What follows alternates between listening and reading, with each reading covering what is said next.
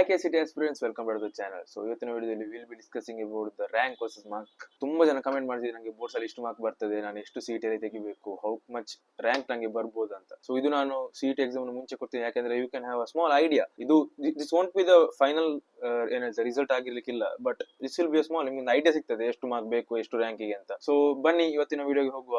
Welcome to the channel. I am Yakshith, first year student BMSc Bangalore. You are watching Litex. So ಇವತ್ತಿನ ವಿಡಿಯೋದಲ್ಲಿ will be discussing about rank versus mark. ಬನ್ನಿ.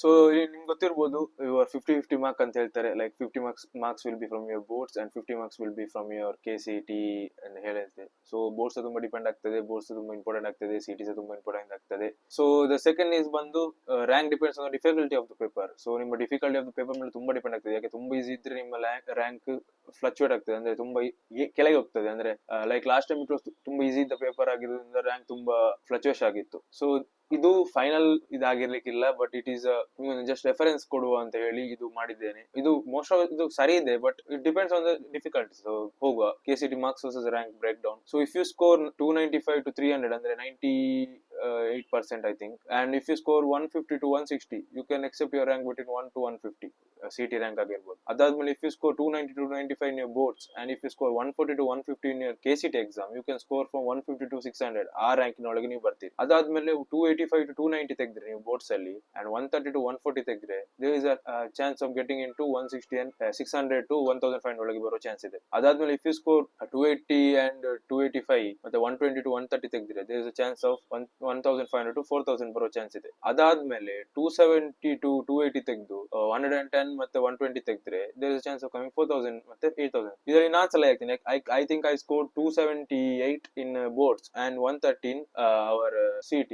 But last time ನಿಮ್ಮ exam ತುಂಬಾ easy ಇದ್ದ ಕಾರಣ mark fluctuate ಆಗಿದೆ. So I got between block, ಅಂದ್ರೆ 4800 block ನಮಗೆ ಸಿಕ್ಕಿದೆ. ನಂಗೆ ಐ ಗಾಟ್ 7702 ಹೇಳಿದ ಹಾಗೆ. ಅದೇ ನನ್ನ ಬೋರ್ಡ್ಸ್ ಮಾರ್ಕ್ ತುಂಬಾ ಕಮ್ಮಿ ಆಯಿತು, ಮತ್ತೆ ಎಕ್ಸಾಮ್ ತುಂಬಾ ಈಸಿ ಇತ್ತು. ನೀವು CT ಅಲ್ಲಿ ಎಷ್ಟು ಒಳ್ಳೆ ತೆಗೆದು ಸರ್, ನೀವು ಬೋರ್ಡ್ಸ್ ಕಮ್ಮಿ ಇದ್ದು ಮತ್ತೆ ಎಕ್ಸಾಮ್ ತುಂಬಾ ಈಸಿ ಇದ್ರೆ ನಿಮ್ಮ ಮಾರ್ಕ್ ಫ್ಲಕ್ಚುಯೇಟ್ ಆಗ್ತದೆ. ಅದಾದ್ಮೇಲೆ if you score by 260 to 270 boards ಅಲ್ಲಿ ತೆಗೆದು 110 ಮತ್ತೆ 100 ತೆಗೆದ್ರೆ ಯು ವಿಲ್ ಗೆಟ್ 8015. ಸೊ ಇದಕ್ಕಿಂತ ಕೆಳಗೆ, ಯಾಕಂದ್ರೆ you should not score below 15000, ಯಾಕಂದ್ರೆ ಒಳ್ಳೆ ಕಾಲೇಜ್ ಸಿಗಲ್ಲ. Try to score between this 8000 ಒಳಗೆ ಅಥವಾ 10000 ಒಳಗೆ ನೀವು ಸ್ಕೋರ್ ಮಾಡ್ಲಿಕ್ಕೆ ಟ್ರೈ ಮಾಡಿ. ಸೊ ಇದಾಗಿತ್ತು. ಇದನ್ನು ತುಂಬಾ ಸೀರಿಯಸ್ ಆಗಿ ತಗೊಳ್ಬಹುದು. ಲೈಕ್ ನಿಮ್ಗೆ ಗೊತ್ತಿಲ್ಲ ಇನ್ನು ಸೆಕೆಂಡ್ ಬೋರ್ಡ್ ಎಕ್ಸಾಮ್ ನ ಮಾರ್ಕ್ ಕನ್ಸಿಡರ್ ಮಾಡ್ತಾರ ಎಂತ ಇನ್ನೂ ಸಹ ಕನ್ಫರ್ಮ್ ಇಲ್ಲ. ಲೈಕ್ ಲಾಸ್ಟ್ ಇಯರ್ ಮಾಡಿದ್ರು, ಅದಕ್ಕಿಂತ ಲಾಸ್ಟ್ ಇಯರ್ ಸಹ ಮಾಡಿದ್ರು, ಈ ಸತಿ ಸಹ ಮಾಡ್ತಾರೆ ಅನ್ಕೊಳ್ತೀನಿ. ಯಾಕಂದ್ರೆ CBSE ಗೆ ಸಹ 2 to 3 ಅಟೆಂಪ್ಟ್ಸ್ ಕೊಟ್ಟಿರೋ ಕಾರಣದಿಂದ ಕನ್ಸಿಡರ್ ಮಾಡ್ತಾರೆ.